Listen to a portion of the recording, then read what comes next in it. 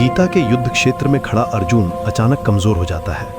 उसके हाथ से गांडीव गिर जाता है, शरीर कांपने लगता है। महान धनुर्धर जिसने अपना पूरा जीवन युद्ध कला में समर्पित किया था, वह एक पल में बिल्कुल शक्तिहीन हो जाता है। लेकिन मित्र, क्या यह वास्तव में अहिंसा की तरफ झुकाव था?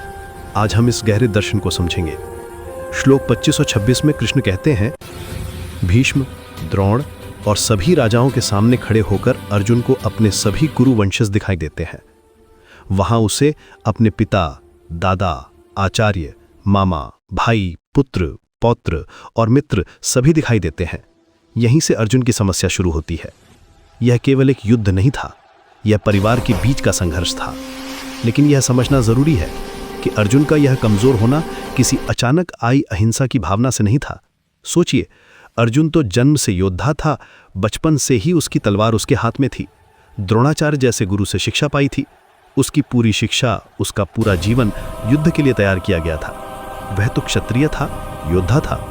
फिर अचानक से वह अहिंसक कैसे हो सकता था? ये तो ऐसा है जैसे कोई मछली अचानक पानी से डर जाए।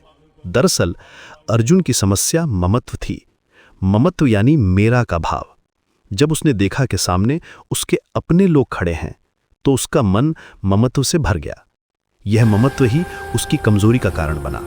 वह सोचने लगा, ये मेरे गुरु हैं, ये मेरे चाचा हैं, ये मेरे भाई हैं। इस मेरे के भाव ने उसे पूरी तरह से हिला दिया। अब यहां एक बहुत गहरी बात समझनी होगी। जितना हिंसक चित्त होता है, उतना ही ममत्व से भरा हुआ भी होता है। हिंसा और ममत्व साथ साथ चलते हैं। ये दोनों एक ही सिक्के के दो पहलू हैं। दरअसल मेरा का भाव ही हिंसा है।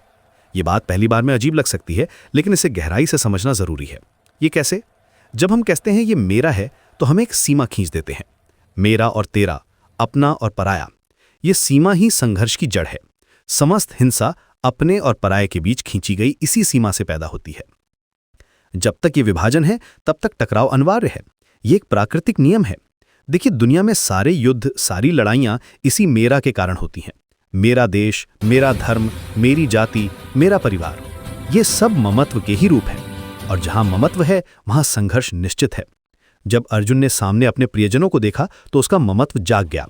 वो सोचने लगा, ये मेरे हैं, इन्हें कैसे मारूं? ये ममत्व इतना प्रबल था कि महान योद्धा अर्जुन के शरीर के अंग अंग शिथिल हो गए। उसका गांडीव गिर गया, पैर कांपने लगे, मुंह सूखने लगा। ये सब ममत्व का ही प्रभाव था। यहां गलतफहमी ये होती है कि लोग समझते हैं कि अर्जुन अचानक अहिंसक हो गया था और कृष्ण ने उसे हिंसा के लिए प्रेरित किया। ये बिल्कुल गलत समझ है। यह ऐसा है जैसे कोई कहानी को बीच से पढ़ना शुरू कर दे। अर्जुन की समस्या हिंसा नहीं थी, उसकी समस्या आसक्ति थी। सच्चा अहिंसक व्यक्ति वो होता है जिसमें मेरा का भाव ही नहीं होता, उसका कोई पक्ष नहीं होता, कोई विरोध नहीं होता। ऐसे व्यक्ति को हिंसा की तरफ मोड़ा ही नहीं जा सकता, क्योंकि जब मेरा ही नहीं है तो किसके लिए लड़ेगा, किसके खिलाफ लड़ेगा? लेकिन अर्जुन में तो ममत्व भरा हुआ था। ये ममत्व ही हिंसा का मूल है। जब तक मेरा का भाव है, तब तक संघर्ष अनिवार्य है। और जहां मेरा छूट जाता है, वहीं हिंसा अपने आप घटित होती है। ये कोई नैतिक शिक्षा नहीं है, ये एक वैज्ञानिक सत्य है। अर्जुन का शरीर इसलिए कमजोर हुआ क्योंकि भीतर का ममत्व हिल गया था। जब भीतरी ममत्व हिलता है, तो बाहरी साहस भी कम हो जाता है। यह एक मनोवैज्ञानिक सत्य है। मन और शरीर जुड़े हुए हैं। जब मन में द्वंद्व होता है, तो शरीर भी प्रभावित होता है। गीता की सही समझ यही है कि कृष्ण अर्जुन को हिंसा के लिए प्रेरित नहीं कर रहे थे, वे उसके ममत्व को तोड़ने की कोशिश कर रहे थे। क्योंकि जब तक ममत्व है, तब तक व्यक्ति ना तो सच्चा योद्धा बन सकता है और ना ही सच्चा अहिंसक।